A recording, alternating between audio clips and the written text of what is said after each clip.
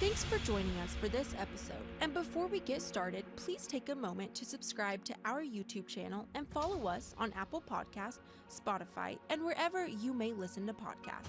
If you want to learn more about any guest featured in this episode or access any content or resources discussed, be sure to check out the show notes in the episode description.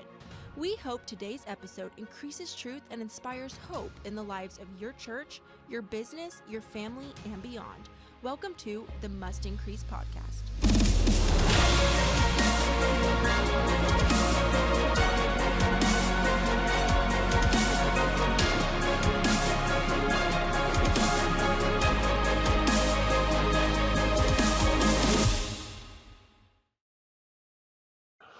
All right, welcome back to what is going to be actually a part two of something that we started discussing last time. And it's this idea of being and leading responsible digital citizens. Now, again, this is the second installment to what we started last time. And so if you haven't heard part one, you're going to want to go check that out. Look up that being and leading responsible digital citizens as far as the first part. Watch that. We're going to be doing a little bit of review here in just a moment, but you're going to want to make sure you've heard the full one because it is kind of laying the foundation. It goes over a lot of the philosophical kind of mentalities, if you will, and lays, again, a foundation for what we're going to be covering this time, which is more practical. And so we're going to dive right in by way of a brief review. My name is Luke Clayton, and I want to thank you so much for joining me today. I am honored to kind of lead this conversation and continue this discussion on this topic, which is really more relevant than ever because, as we discussed last time, what we are living in now is kind of a dual existence, if you will. There is, of course, our physical reality, which is, don't get me wrong, it's incredibly important. It is the most important. It is vital to what we are doing in terms of how we live. Obviously, it involves those around us in terms of our loved ones and those our families, our friends. That is our physical reality. We don't want to lose sight of physical reality, but it doesn't take away from the fact that there is a digital existence. There is a digital footprint, if you will, of each and every individual in modern day society. We live in a digital culture. We're able to digitally connect. We're able to experience digital community, which makes each and every one of us a digital citizen. And as we discussed last time, there is oftentimes this two-facedness, if you will, to the reality of a person, who they are in person, as far as their physical being, and then who they are online in their digital citizen format. Some people can be an online troll online, as far as, again, in that digital world, but then a completely quiet, laid back to themselves, maybe even seemingly kind person in person. And so we have to realize that we have a responsibility as a part of the digital culture that we live in.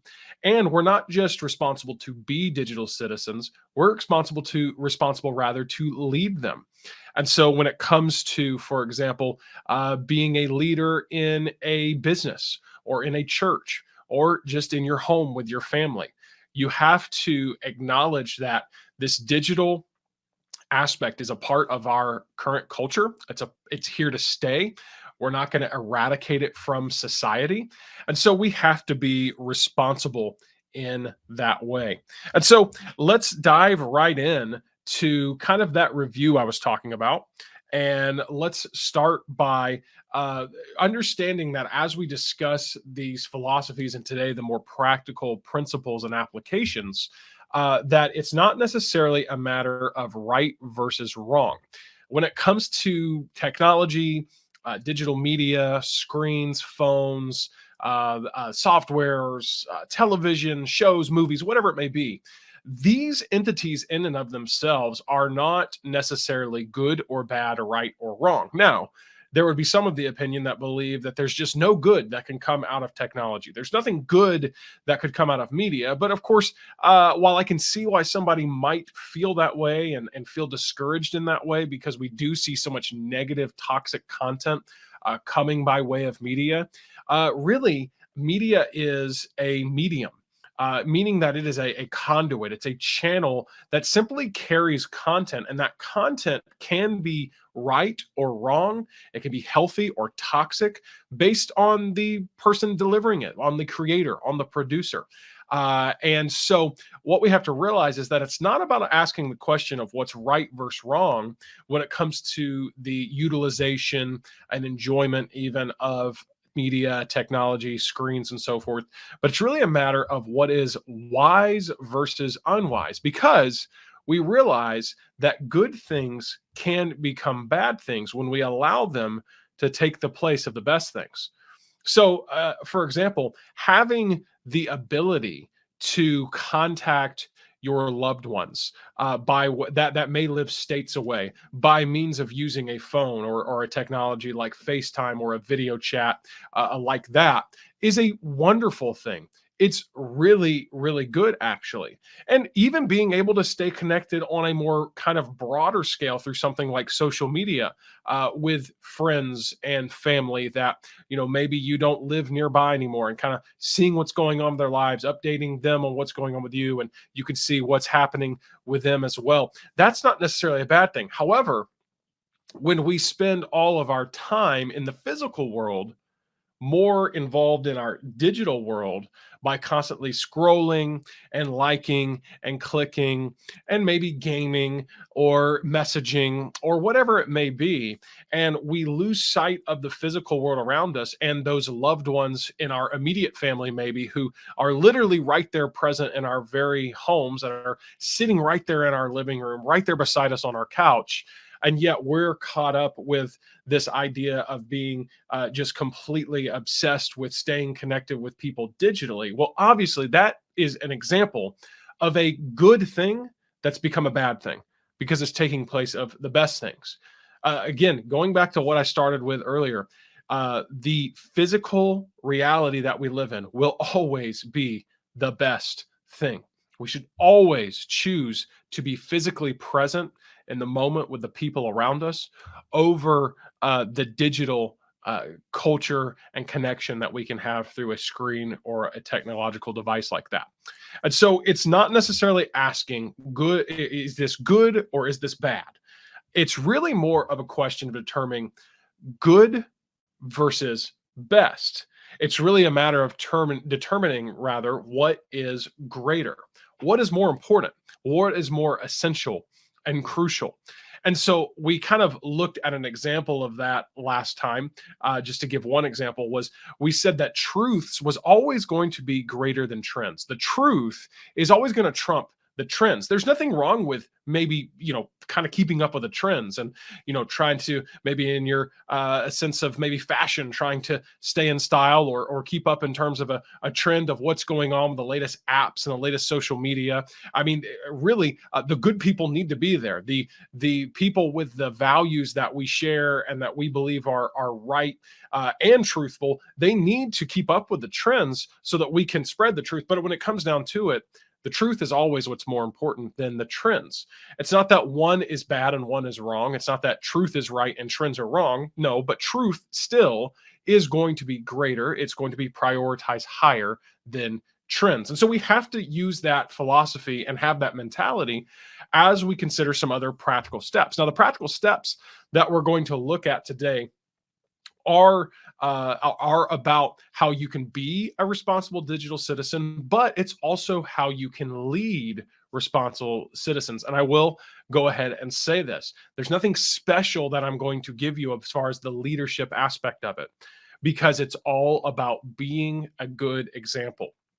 It is about doing as I say, as well as doing as I do. Follow my example in this way. It's not just about preaching and teaching. It's about actually practicing and living it out. For example, you can't take away your child's phone or iPad and then proceed to spend the next several hours of your night with your family on your own phone or iPad. That is a do as I say, not as I do situation. No, you have to lead by example. And these are ways that are not only going to make you be a better digital citizen, that they're not only going to give you ways to practice healthy digital citizenship, but they're also a way for you to lead in that way by simply being an example. If you practice these, people will notice. You actually will be different. And in some context, you'll be weird. You won't be normal anymore. A normal person does not consciously think of these different practices and principles that we're going to be looking at. And so just by doing these, people will notice. They'll say, what's different about that guy? What's different about that person? That leader is really captivating by the way they aren't spending all of their time on their phone. By the way that they are kind of living their digital life. It's going to make a difference. So by simply putting these into practice, you will be a positive influence and example and a good leader in leading others to be responsible digital citizens. And so let's take a look at some of these principles. Now, as you can see here, there's kind of a board kind of previewing what we're going to discuss. I will tell you, we probably only have time in this particular part to discuss a couple of them. But we are going to make our way through all of these over the course of the series of these installments here. And so stick with me, but let's get started with the first one. And the first one is one of my favorites to discuss because it's so important. And that is that of discerning the narrative. Discerning the narrative. So the truth is we consume content by and large because it tells us a story. We open up that news app on our phone because it's telling us the story of what's going on in the world. We turn on that TV show or that movie because we want to be transported into a story of good versus evil or whatever it may be. We even involve ourselves in personal conversations, whether they're in the physical world or digitally over some type of phone call or FaceTime or text message. Even we involve ourselves in these conversations very often because we are interested in sharing and hearing stories of those that we want to communicate with. Story really drives everything. And in every piece of content and every piece of media, there is a narrative. There's an underlying story. And you have to be able to discern these narratives as you watch and consume this content. The concept here that we're trying to get across, remember, we're not just talking about what is right versus wrong. We're talking about what is wise versus unwise. We're talking about what is the better approach here. See, there's some people that when it comes to maybe movies and television and their family, they have a very strict no or very limited consumption policy when it comes to maybe watching television or movies. And by the way, I do have to say, that is your call. If you're leading your home as a dad, as a parent, or parents there, you have that complete right to draw that line where you want that to be. If you want to say no TV in my house, that's completely your call. If you want to say only an hour of TV every day in my house, or 30 minutes or 15 minutes or whatever it may be, that's your call. And in fact, I encourage actually placing limits. That's something you should do. And in fact, I really believe that that's crucial, but it's also going to look different, varying, household to household, family to family. All that to say, it's your call to make if you do want to take a very extreme approach to saying, we're just not going to watch it.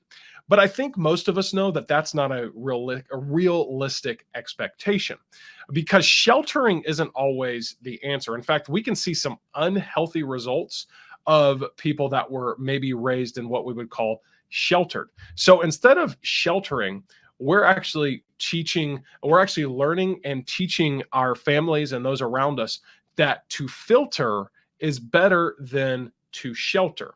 So to filter is better than to shelter.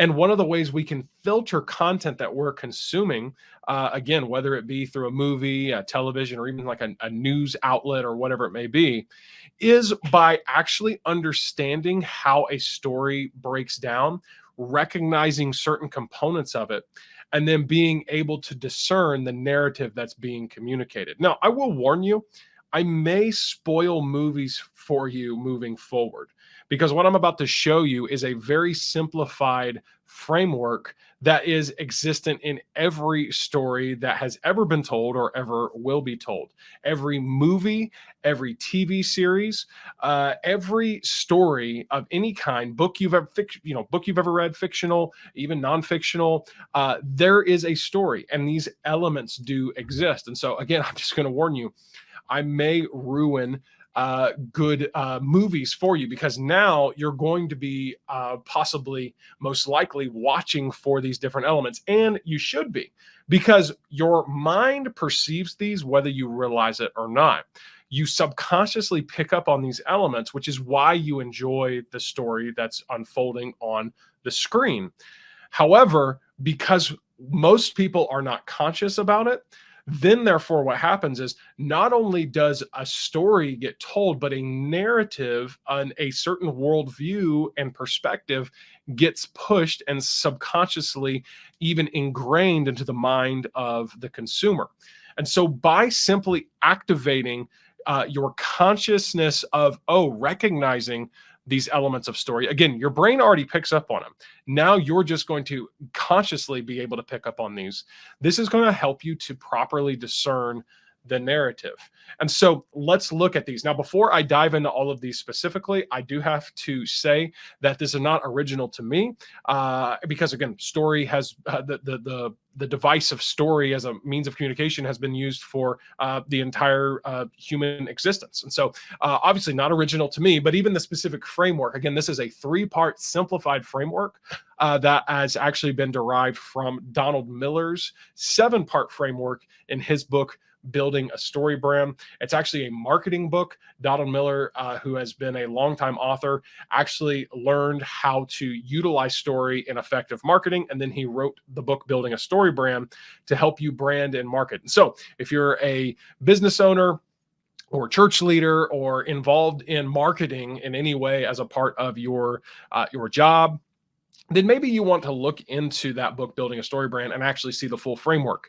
That said, we're just going to dive into the simplified version and just look at 3 main components of a good story that, again, exists in every story you've ever heard or ever will hear, in every movie, every television show or series that you've ever watched or ever will watch. And so let's take a look at what these are. The first element is that of the character, or the hero of the story. It's the main character, the central individual who is the protagonist of the story. And so this character is very often starts as someone who is doubtful of themselves or not confident. Maybe they're inexperienced, but by the end of the story, we often see a character arc. We see growth. We see improvement, and they become they learn and they grow through the experience of the story being told. But this is our main character. This is our Luke Skywalker. This is our I'm trying to think of another example, but with all the movies I've seen, you think I could come up with one. But this is our main character of the story. We will actually look at some specific examples here in a moment. So that's the character. Then the character, as he's growing and learning, he experiences and runs into a conflict. And the conflict is very often in the form of a villain. So to continue the Star Wars analogy, Darth Vader is the villain of the original Star Wars trilogy. And so, Luke Skywalker has to face multiple times a conflict there. And then even there's other conflicts more than just the surface level of fighting lightsabers. There's an inner conflict of, he's my father, spoiler alert, 40-year-old movie. You should have seen it by now. But Darth Vader is Luke Skywalker's father, and he has to wrestle with that and deal with that. And so there's even an inner conflict there. And there's all types of levels of, honestly, this conflict that we see. And it's very often, again, presented by an antagonist or a villain. And so the character has to face and go up against some sort of conflict, and often in the form of a villain. And then, of course, there's the outcome. And the outcome in a good story is going to be victory for the protagonist, victory for the hero, victory for the character. Luke Skywalker is going to defeat the Darth Vader, and the Empire is going to fall.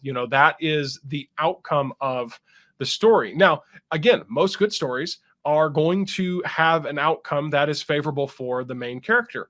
And whenever that rule is broken, and there are occasions when maybe a movie or a TV series, what we would call maybe in literature a tragedy, where the main character actually does not have a favorable outcome. Whenever that happens, while sometimes we may still enjoy the story or kind of feel for the main character, even though they're lost, there's very often an incomplete sense of the story never came full circle, And so that's that. So while there's some exception to the victorious outcome of the main character, of the hero, this by and large, 99% of stories end with that favorable outcome for the hero. So now let's look at a few more just kind of basic examples of how this unfolds. And I like to use, the Bible as a great source, lots of stories in the Bible. And so let's talk about one of the most popular characters of the Old Testament. Let's look at David. David, a shepherd boy, he's kind of not thought of highly by even his own brothers, but he comes up against Goliath. This massive giant of a warrior who is leading the Philistine enemy army and is seemingly on the brink of conquering the Israelites.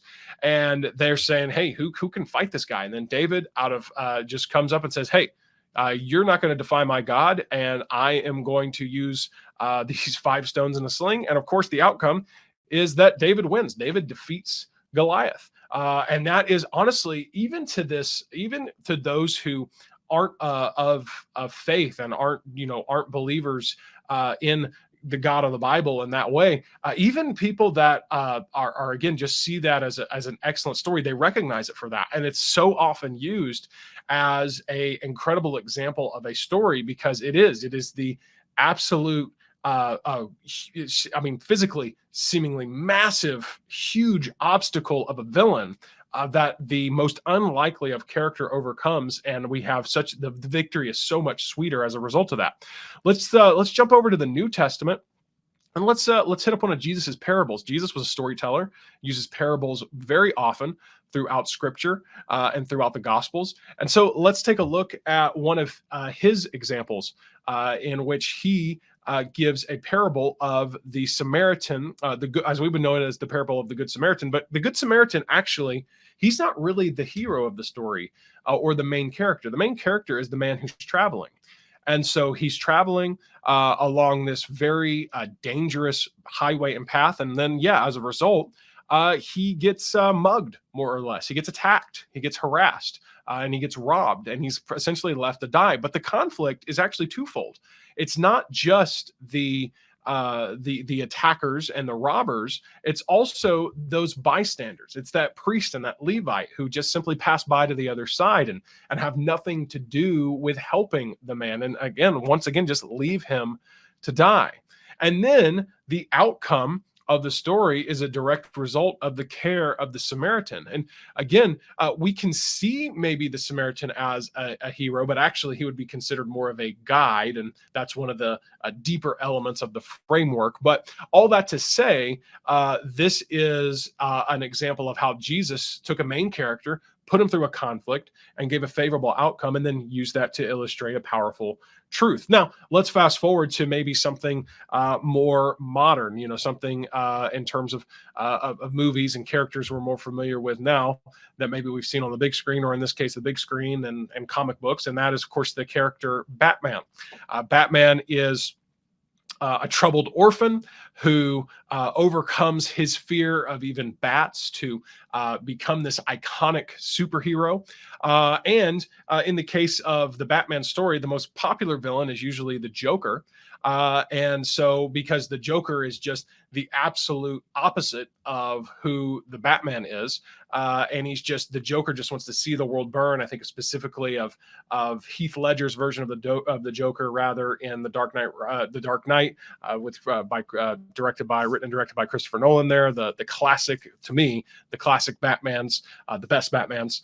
But the Joker is the villain there and presents just chaos and just an insane conflict for Batman to overcome. And of course, the outcome is he saves Gotham City from the Joker's madness. Another example, as we would look at, would actually be something that's going to hit a little more close to home. So this is how you can start to discern that narrative. This is how you can start to understand what is going on, again, as you watch for these things with your young person, with your child, as you're watching these certain shows or TV series. Very often, this is a framework that we find, or a situation that plays out using this framework in popular teen, tween type of sitcoms. Something you might see on maybe the CW, or the Disney Channel, Freeform, and whatever, Netflix and Prime Video that are. This is a big market, a big demographic that producers and creators go after, is that middle-aged to teenage, high school kind of sitcom type of drama. And this is very often a form of a storyline that you see play out. And of course, the main character in this case is going to be the young person, the kid, the teenager. They're just a lot of times they're just an ordinary young person going to school, dealing with growing up and coming of age and all those things. And well, with that in mind, though, the villain or the conflict is very often brought about by the parent or the teacher or the authority figure. And very often it's not done in such an obvious villainous way. It's actually done in a much more comical way.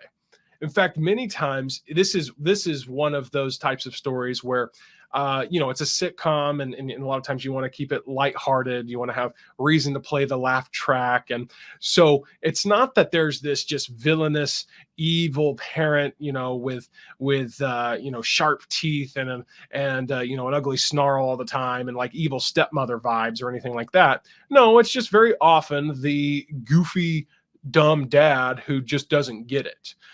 In fact, look at this throughout many of these sitcoms, and that's very often what you're going to see portrayed. You're going to see a very stupid, portrayed as stupid father figure. The dad always seems the one to be the dumb, idiot comic relief, and very often creating and making life difficult and complicated for the teenager, the young kid who knows everything, or at least that's how the story portrays it. And then very often, because of this, because the kid, the teen, they know so much more than their parent, their teacher, again, that authority figure, and that authority figure is just making life so difficult, and dad's just so dumb, making life so difficult. Well, very often the outcome is brought about as a result of defying authority, and it's glorified. And again, it's not obvious and in your face, because once again, they're very often portraying that parent, teacher, principal, dad, whatever, as just a goofball who's unintentionally villainous, and who inadvertently creates a conflict that they're not even aware, they are very often aware that they created for the kid or the teenager in this case. But they are still nonetheless, when you read this narrative subtext into it, you realize that they are being painted as the villain, and that defying authority is actually the favorable, what the narrative of that story is trying to communicate is the favorable outcome. And so this is something that you have to be aware of, and not just be aware of, but be also able to communicate to your young person, to your child who's watching. And again, I don't think that the answer is necessarily to shelter. Well, I'm just not going to let them watch that. And again, you get to draw that line. And there are certain times where it's like, well, no, absolutely not. This is going too far. We're not watching that. But maybe from time to time, sit down, watch the show with them, watch the story unfold with them, and say, hey, did you catch that? Did you notice that, the dad there seemed to kind of be painted out to be kind of the bad guy? And did you notice that the child disobeyed the dad, the teacher, the parent, whatever it may be? And that was kind of what they were pushing for. It's a very great way to teach this. You don't just want to filter or shelter them rather and say, oh, you can't just see that. And again, there's a time and a place for that. Absolutely. But there's also a time and a place where you can sit there and now you're teaching them. You're not just discerning the narrative for your child, you're teaching them how to discern that narrative. And so discerning the narrative is a crucial part. And I spent a lot of time on that one because I really think if you can grasp that, if you can learn how to identify this very basic, simple framework of a story and see it incorporated into, again, all the movies that you watch and television shows that you're watching, and even into the news cycle of whatever show or personality you choose to get your news from, you're going to notice there's an overarching narrative. Just to give a quick example on the news side, and when it comes to politics, I mean, if you're watching a certain channel, then it's Democrats bad, Republicans good, always, all the time. And then the other channel flip-flops it. And again, we all have our political opinions where we stand and where we would lean, but understand that narrative, when it drives even the news, the supposed truth you're supposed to be hearing, well, understand there's always going to be a bend. There's always going to be a bias, no matter how unbiased someone may claim to be.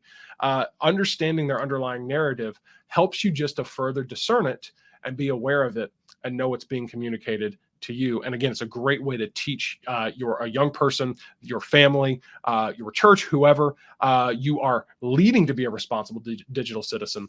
It helps you to teach this framework, understand it, identify it, teach it, so that everybody can discern the narrative. Well, another thing we're going to hit on quickly before we wrap up is, at least for this installment, is the aspect of content filtering. Again, the same concept applies here. Filtering is going to be better than sheltering.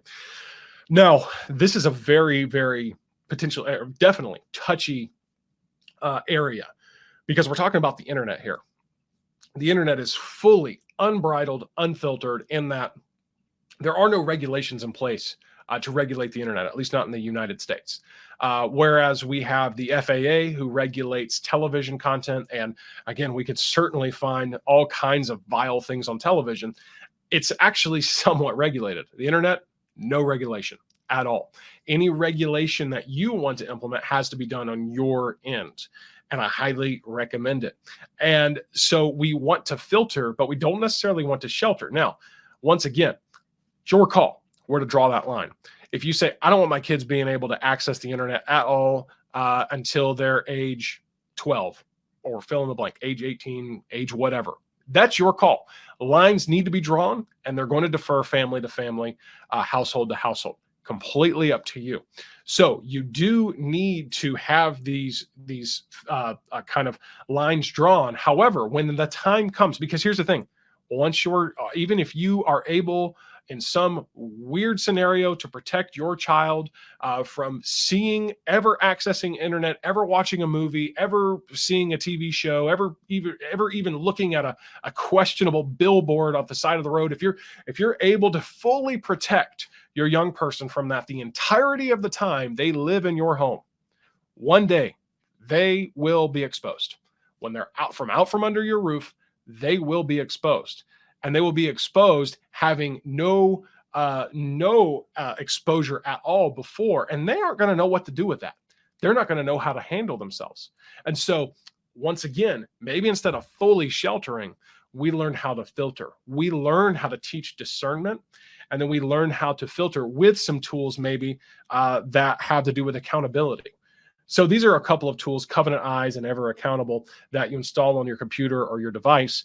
And all they're doing, they're not necessarily filtering content, but they are reporting content. So if one of these softwares or apps is installed on your device and you visit a questionable website, Well, an accountability partner, or many times a parent, if it's a case of a parent, a child, a parent is going to be notified, and they're going to get a notification that, hey, this questionable site was viewed. And when somebody has that sense of accountability, they think twice before getting curious. They think twice before going and clicking that link, or searching for that certain type of adult content.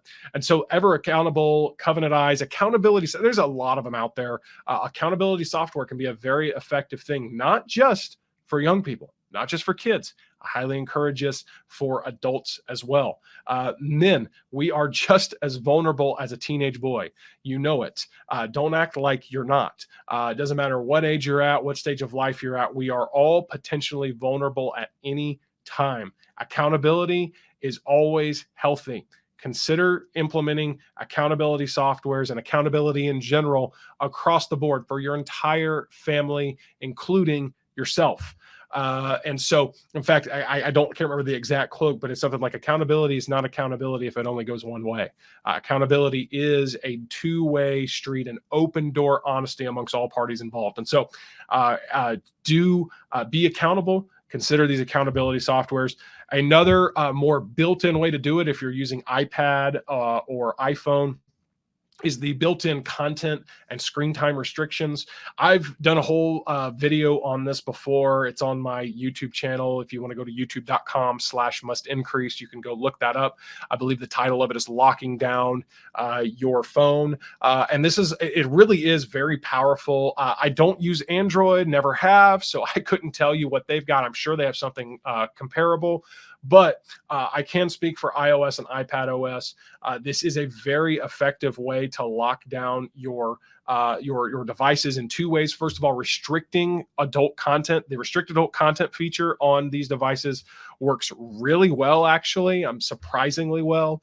And then but also beyond that, there's also just the simple screen time restrictions that says, hey, after an hour on games, you're going to get locked out of all games, or 30 minutes on social media, you're going to get locked out of all social media. And the only way to get back into those apps is to get approval from a parent or guardian. It's very effective. It's very powerful. I highly recommend. If you have let me put it this way. If you have a young person in your home who has an iPad or an iPhone, I would say, if I could sign an executive order, stamp it with the law of the Mede, the seal, the law of the Medes and the Persians, I would say every child, every young person under the age of 18 that's living in your home should be required to have their phone locked down with screen time and content restrictions. If you as a parent are not doing it, it is because you are lazy. It is because you're lazy, or you're a coward. You're afraid of your own child, your own teenager, to approach them and say, this is what we're going to do, or you're just too lazy to figure it out. It's not that hard. It's very simple. Apple has I'm very pleased with how easy and simple they've made this. Do it for your kids. But again, I'm not just going to stop there. I'm going to push a little harder. Men, women alike, adults, lock down your phones.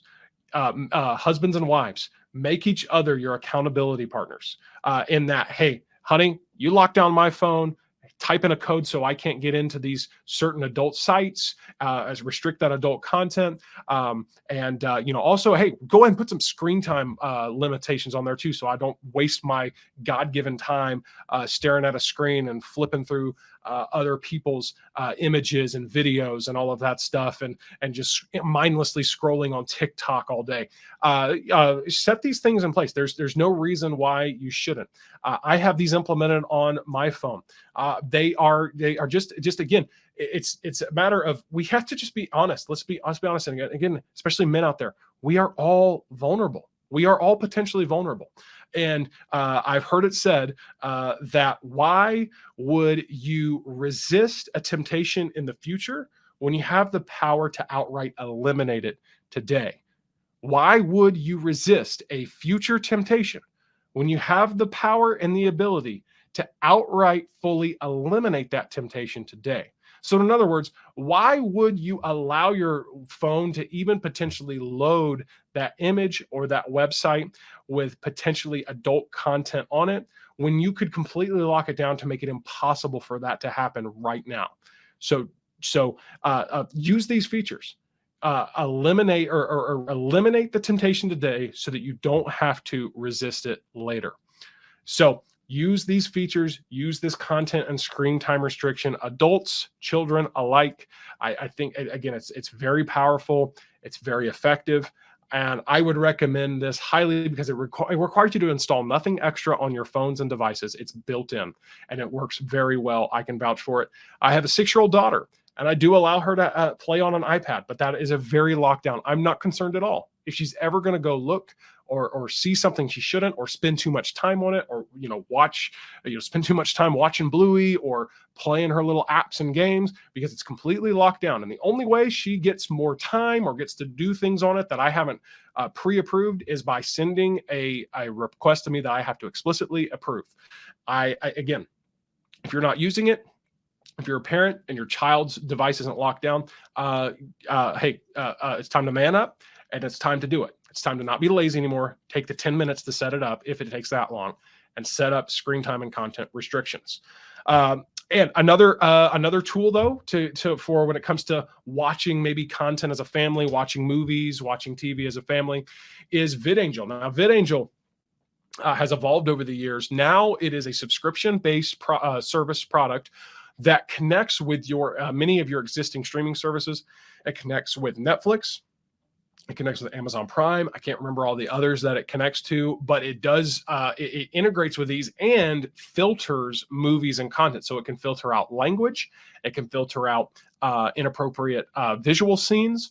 You simply go through beforehand, you connect your streaming service to it, and you go through and you check the options and say, hey, I don't want to hear any of these words. You can be as specific as you want. Like, I don't want to hear these specific words, or I just don't want to hear any language in general. And then the same thing with scenes. I don't want to, see scenes that potentially have nudity in them, or more sensual scenes like that, or even something as extreme as I don't want to see people kiss. It will filter all of this out. It's subscription based, but I think if you're watching television with your family, it's a worthy investment. And it allows you to, again, filter and just enjoy watching content without having to worry if something is going to come through. Again, you get to decide where you draw the lines. You get to decide what content we're going to learn to discern together, and also what content we're just not going to see. And this is going to evolve over time. Obviously there's things that my 6-year-old daughter absolutely is not going to be exposed to now, that maybe when she's older, it's like, okay, well, that will be more of a teaching moment at that time. But right now, her young mind can't comprehend it. And so a tool like VidAngel allows you to, again, draw those lines and quite literally decide what is heard and what is seen when you're watching certain shows and movies. So again, the idea here is that to filter is better than to shelter. We're not just going to shelter and try to lock out all the media content, all the TV, all the internet, all the movies, all the everything for my kid, and they never ever see it. Because again, one day they will see it.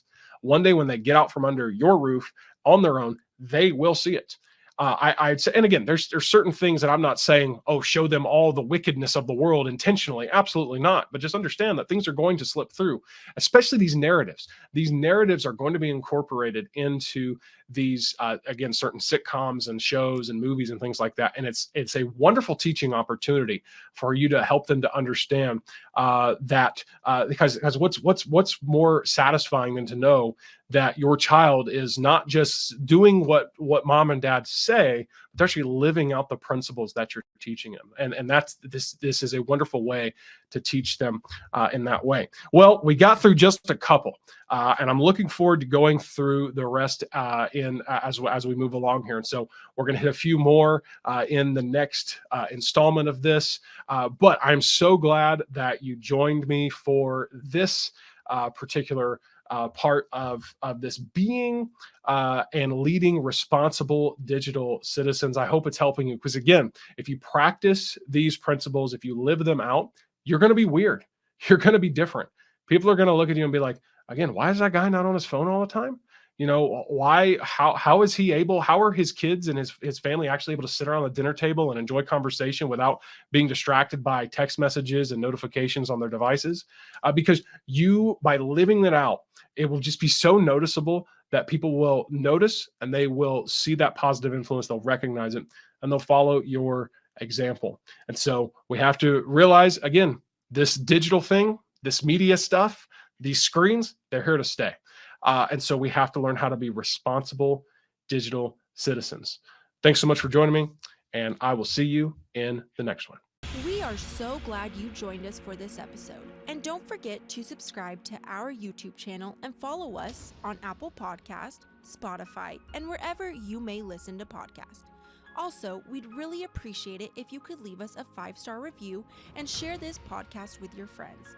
You can connect with us online at mustincrease.com, and if you'd like a topic or question to be featured on a future episode, send us a text to 615-900-4461.